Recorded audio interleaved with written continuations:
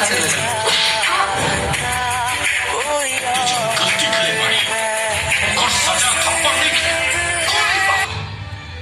श्यामलाल के बेटा मजनूगिरी कर सके, बाकी कौनो अपराध ना। और अगर मजनूगिरी करे के सजा गोली बा, तेरा और बेटा के सीना और सामने लो।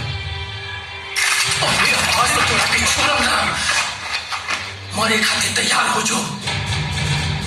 मारे से पहले मारे के कारण बता दे। हमार बेटी के नेपाल में माओवादियों के बीच बेच देने वाले ये कारण बतौर मौत के। क्या बकवास करता है? हम बकवास करता नहीं। देख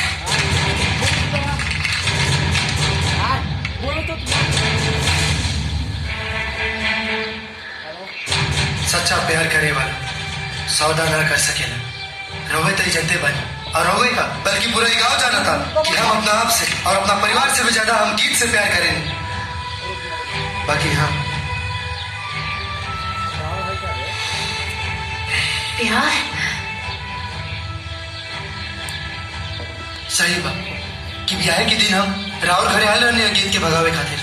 ब्याह के दिन इतना सन्नाटा का है बारे गीत यार। ए भाई हाँ तो जोर से चिल्लो कि देवल चील की गीत भोगी लगे तोरा आवाज पहुंचे। अच्छा तब